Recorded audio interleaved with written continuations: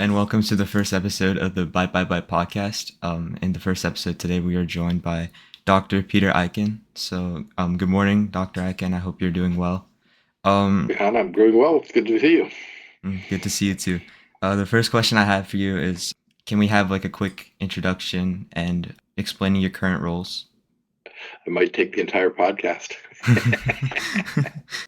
So I'm very much of an odd duck. I've been a university professor at VCU since 1993, and my first day at VCU was actually August 1st, 1977. So go back a long ways with the university. That said, I own two companies with the university, and so the university, as you might imagine, would like to have some way of the professors contributing back into the society. So I work a lot with young people like yourself, work a lot with organizations and things like that. I do my own consulting, and I've got a third hat that I wear as well, where I'm the president of something called DAMA International. And give me a quick second, I'll just change the background here so everybody else can figure out what that looks like. There, and now you can see there's my other hat that I wear. So obviously, I like data stuff, but we'll go back to the university stuff. That's also a topic I want to talk about in this podcast, like data and AI, because that's personally the field that I'm interested in. So I think that would be really great to know. So I'm running this podcast, as I mentioned before, for students who are interested in learning more about computer science. And I also just want to get more of the general public interested in computer science.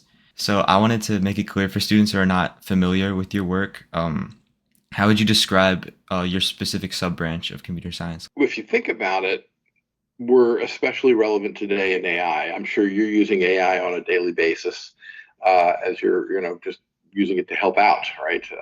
If you're not, you should be, right? But always remember that AI is a B student. So that means when you get it back, if you've got 100 things you want it to put together, it's going to get 85% of them correct, and 15% are going to be incorrect. So it's still going to be up to us to be discerning enough to be able to go around that. Most people aren't aware of those statistics. I'll give you another one too. You live in Henrico, right? Yes. So Henrico has, I believe, 78 flock cameras around looking at where your license plate goes around the county. Now, yeah, well, the error rate on them is about 7%. And so if somebody says, again, Peter went to a meeting here, and then he went to drink at a bar, and then he went home, or then he went back to class, these would be horrible things that you wouldn't want to have happen. And if law enforcement understood that 7 out of 100 of those observations that it makes are incorrect, then they're going to be a lot less likely to come along and say, Peter, were you really drinking before you went back to class? That's not and again, I apologize for that particular analogy there. But knowing that it's got errors in it, we have to be defensive about the process and make sure it understands. So I'll put on my third hat for this one. If you look over my head there, it says bad data plus anything awesome is still going to be bad results. And of course, that is so true for AI. It's just hard to emphasize how important that is. So again, if we took, I'm just up the road from you where you are right now, but we're in different counties. And if we took a bank and the bank did loans, well, they'd look at your county and say, oh, we do lots of business in Henrico, right? But Hanover is a more rural county. So they would look at this and say, but our bank doesn't give loans to Hanover County. That's probably not correct, right? Yeah. I'm pretty sure most banks would say, if you got money, we'll make you the loan, But we want to be careful and make sure that people understand these concepts like bias don't get into these AI models that we've got everybody using. And that's one of the reasons we need young people like yourself to get interested in these careers. That's great. Thank you so much for that. So moving on from the introductions, I'm going to slowly segue into the career story segment where we're going to talk a bit about your career so far. So for my third question, since you've been in the field for a long time, I just wanted to know what first sparked your interest in technology and eventually led you into the position you are now. Like you, I started out with computing early on. Sixth grade to me was, say, 1972. But nevertheless, right, I still had computers that were around in those days. You could actually get a hold of them. They were not the personal computers and the notebooks and the phone things that we have today. It was actually a fairly big chunky machine, but I started playing with those in sixth grade and was very fortunate to go onwards in there. in order to do this. I was originally going to VCU in 1977 to become a lawyer. Oh. And luckily, I had a really good advisor at the time who said, listen, Peter, let's do some math. Right now, there are 200 million Americans, and there are 2 million lawyers. So that's one lawyer for every 100 Americans. That's why so many lawyers are driving cabs. We didn't have Uber in those days, but they would have been Uber drivers. There was an oversupply of lawyers in that area. And my advisor said to me, I also know that there are only about 200,000 people in the entire world that know anything about computers, and you are already one of them. So I considered that advice very good and went into technology that way. Also, enjoyed it, as you probably do too, right? Mm-hmm. I mean, again, you're working on a whole entrepreneurial thing on this. Do you know the difference between computer science and information systems? I'm not completely aware, no. Just to give you the answer, computer science is about taking this device, or the one that you're using on the desktop, or your watch or whatever it is, and making the things that work within it faster, better, cheaper, and less risky. Information systems is about taking that device and putting it someplace useful. So a very good friend of mine recently became what's called the chief data officer for the state police. As you might imagine, when the state police pull you over, they have lots of laws that you could have obeyed or not obeyed, depending on why they pulled you over, right? Yeah. They've never had the ability to find and go directly to the law and say, what does the law say about this? So one of the first things that Stephen did was he put that into a device, because every policeman carries one of these devices around. And when they carry these devices around, that means they can have all the law for the Code of Virginia right there in their hands. So that's a problem that he was able to solve very, very quickly. And, the police said, thank you, right? It's a wonderful thing to be able to say, oh, yeah, your windows aren't too dark a tint, or whatever it is they pulled you over for, I was going through your profile, and I noticed that you worked in a lot of different companies, like ranging from academics like VCU, government, entrepreneurship. So I wanted to ask you, what inspired you to pursue such a diverse path? I'm obviously very much a people person. And so I learn more when I'm out working with companies and organizations and doing things than I do from actually sitting and reading and studying about. Don't get me wrong, they're both important that are there. So when I got to the point where I was a professor, first thing that happens, as you know, with professors, at least at VCU, we have the fall semester and we have the spring semester, which means summertime, where we are right now, open. So one of the things I do is I travel around the world. I talk to different people. I learn. I continue to be adding in here. By the way, I don't have a whole lot of gray hair, but it is gray. I'm 67 years old. So people are actually saying, when are you going to retire? And the answer is, I'm still learning. It's fun. I have a great time with it. And it feeds my particular passion, which is helping people get problems solved. That's great. That's great. So again, I noticed that you were a consultant in the U.S. Army. And you also worked for companies such as like Walmart, Capital One, and Wells Fargo as well. So I wanted to ask, what are some of the most valuable lessons you learned from these different companies? Great question. I will tell you the story of my first day working for Nokia. Are you familiar with them? Yes, I'm familiar. Okay. In the old days, this used to be a Nokia device, right? Everybody had Nokia phones before the iPhone came along. And by the way, interestingly, Nokia saw that was a business that they weren't going to be successful at in the future, which is why they sold themselves to Microsoft and created a brand new company out of it. So I was there during that particular period. But you asked about the specific lessons in there. So the first meeting I had, I flew overnight to Nokia. I show up the next morning. I'm slightly jet lagged. 8 o'clock in the morning, let's get in and have our first meeting. And I did the standard sort of American style meeting. Hi, what are we doing? What are your goals? Just kind of very business-like. Mm-hmm. Then I went to my second meeting. So the first meeting's 8 to 9, the second meeting's 9 to 10. At the end of that second meeting, everybody from the first meeting was standing around the door outside the end of my second meeting. I look at this, I go, uh-oh, I screwed something up, right? So I look around and said, hi, why are we all here? They said, well, that first meeting didn't work really well for us. That's a very nice thing to say. You screwed up really badly, right? Yeah. And again, it's a social faux pas, right? But I'm obviously now, I've moved from the US dominated capitalism sort of market to the socialized part of the world. And in the socialized part of the world, An important aspect of meetings is that you try to find out what everybody's goal is at that particular meeting. And I hadn't done that. I hadn't gone around the room and said, why do you want to be here? What is the information you're looking to get from this meeting? Great lesson. I've told that many, many times around the world. It's like, well, what works in America is not necessarily going to work in the rest of the world. Moving on, looking back on your career, was there like a particular moment? I'm pretty sure you mentioned this earlier, but I wanted to clarify it again. Was there a particular moment where you realized that how important data would become in the modern world? If you think about the sign that I had up just a little while ago, right? Yes. Bad data plus anything awesome is still going to give you bad results. So as long as we're in this situation where the algorithm depends on the inputs to do it, and that's what algorithms are, right? They depend on good data to come in. I saw that if I really want to make a dent in the universe, if you will, that's sort of the Steve Jobs language that goes on it, you've got to have good quality inputs in order to get anything out of it on the other side. I don't care what you're trying to do. If you're saying, write my English paper for me tonight, I need a 5-page paper on whatever, Shakespeare or something that you're studying in there.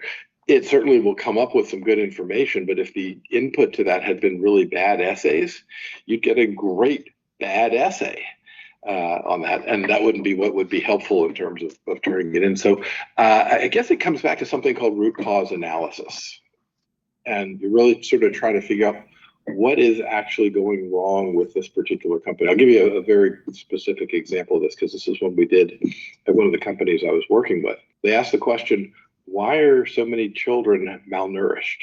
And it turned out the answer is a local community they were trying to figure out.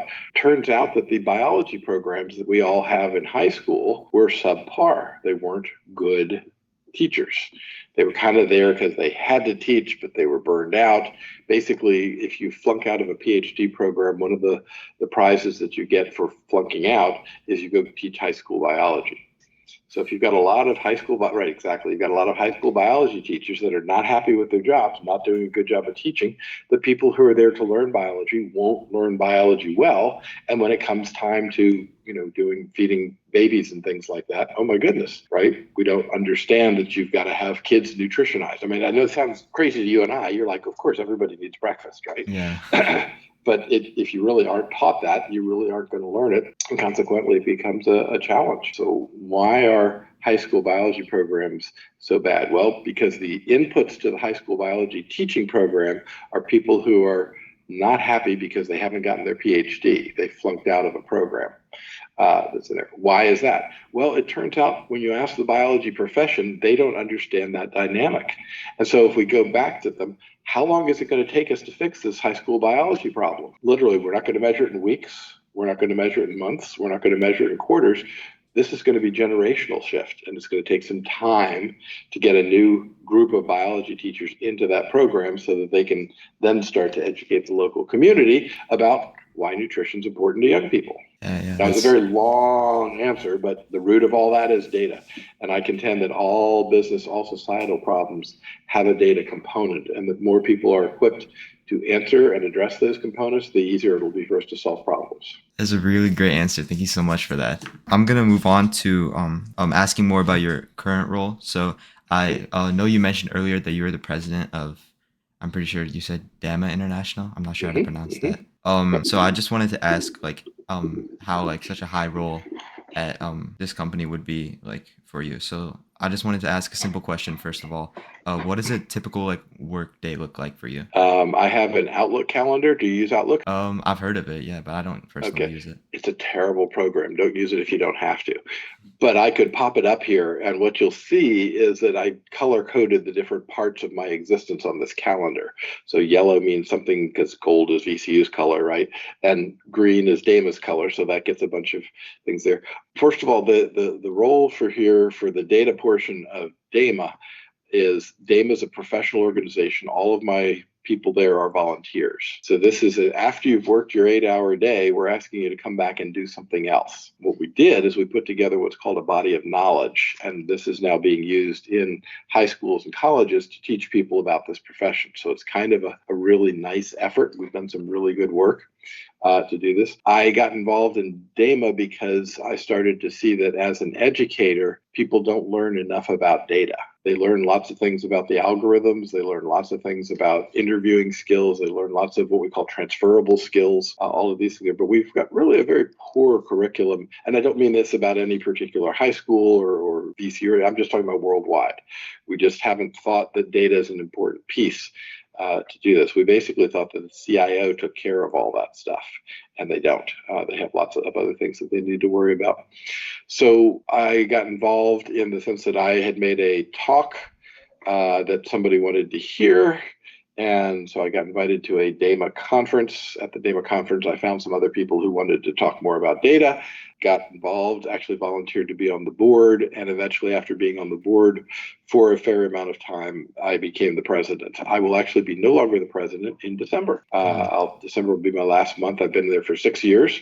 So that's always a good long term. And it'll be time to put me out to pasture and put somebody else in. Well, that's great. That's great to hear that you're doing a lot of great things at your company. So as the president of DAMA International, of course, what trends are you seeing in the world of data management? Like, have you seen anything that's like become more popular over the 6 years you've been there? Really, the most important thing has been the way in which we are using AI to help us as data managers. This goes back to an article that I read when I was doing my degree at George Mason by a guy named Vannevar Bush.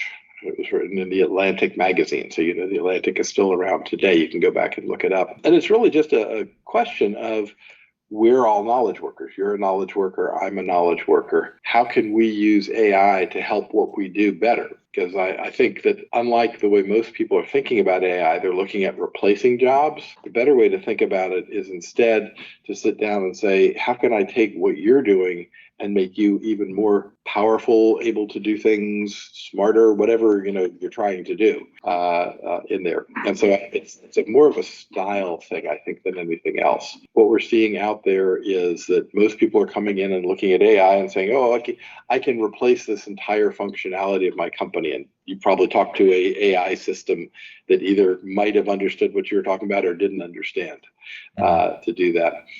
We're not to the point where we've got those things working really, really well just yet, but we'll get better. We'll do a little bit more with it. But the key is to help people understand that AI is not going to take your job. Your job's going to be taken by somebody who knows how to use AI better than you know how to use it. So when you go to an employer says, well, could you make me a presentation that I could use to explain a concept to somebody? You could absolutely sit down and do that yourself.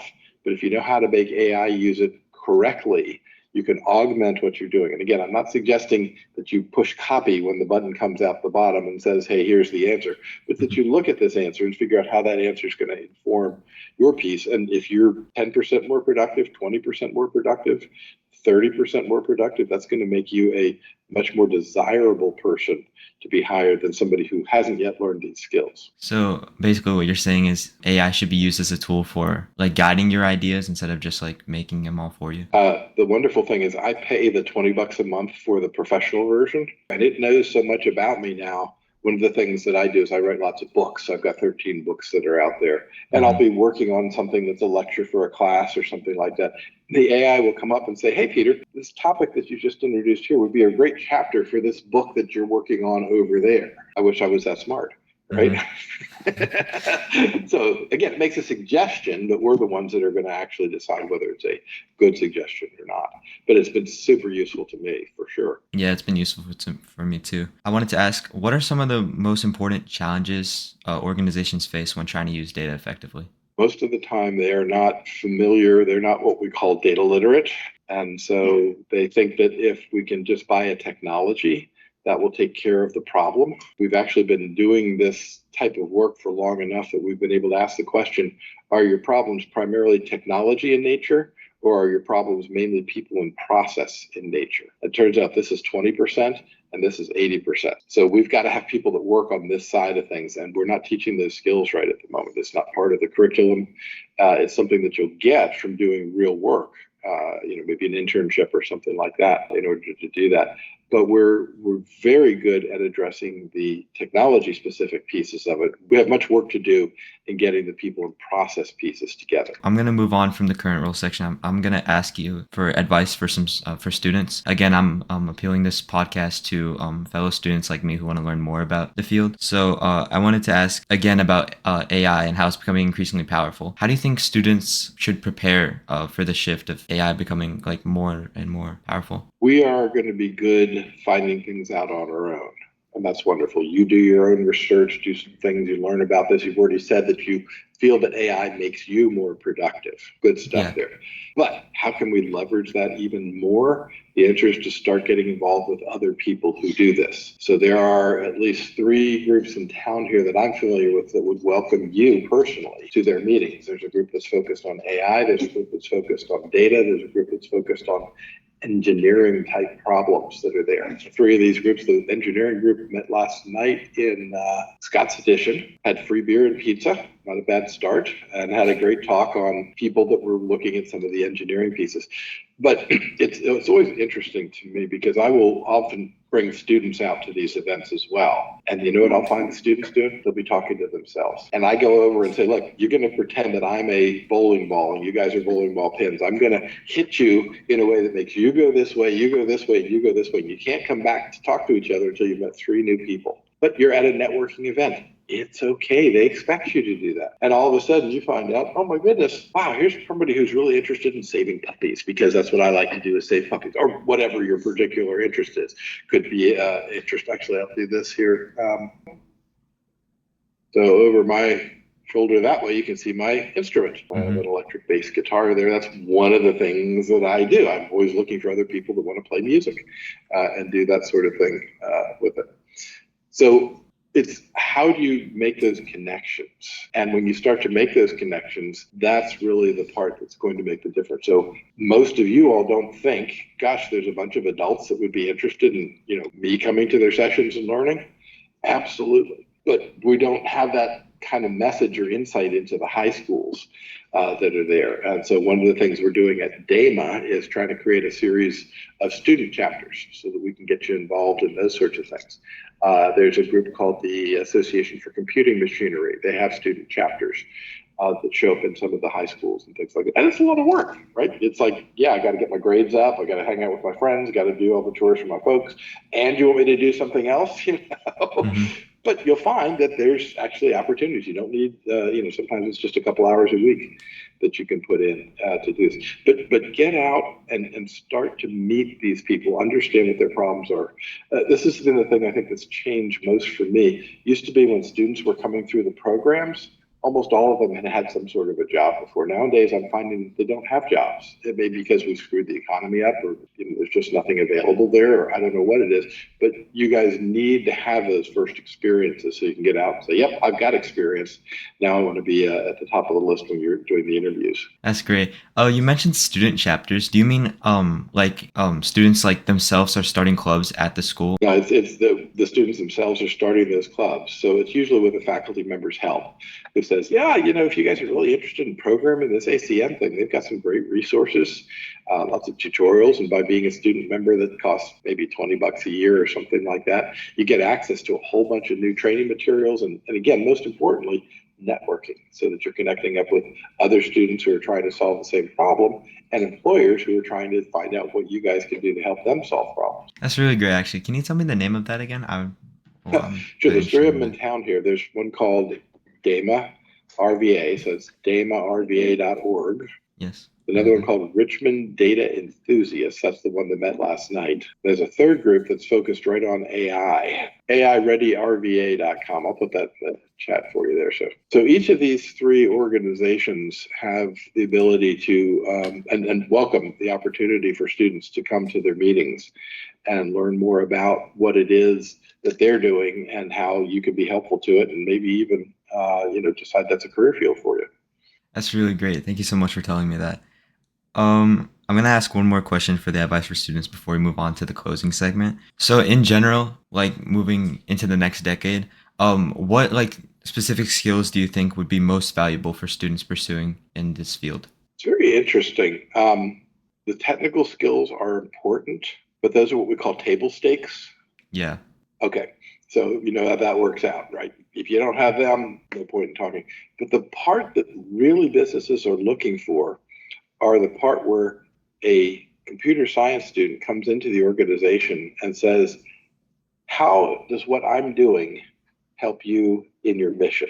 Again, if you were rescuing puppy dogs, it's how do we rescue more puppy dogs? If it's selling cigarettes like Altria does, right? How do we sell more cigarettes? I mean, that's just, quite frankly, the business that they're in. If you're in government, it's how can we serve the citizens better? Finding those pieces are where organizations are looking to hire from. They want you to have that natural curiosity, somebody who will go and say, okay, well, I did a little bit of work on this. It turns out that most puppy dogs actually don't come from strays. They come from puppy dog farms. Again, I'm making this all up, right?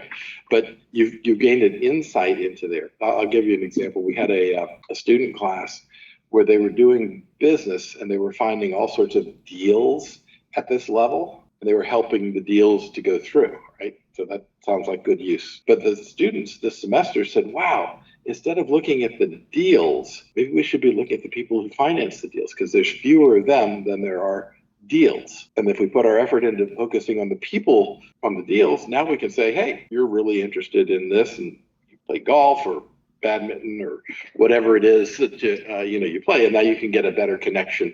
And your efforts here are going to be much more successful than your efforts here, which are going to be more diffused. Okay. That's the thinking that they're looking for. It's can I take IT stuff, data stuff, algorithm stuff, computer science stuff, and put it to work for the business in a way that the business will benefit from it.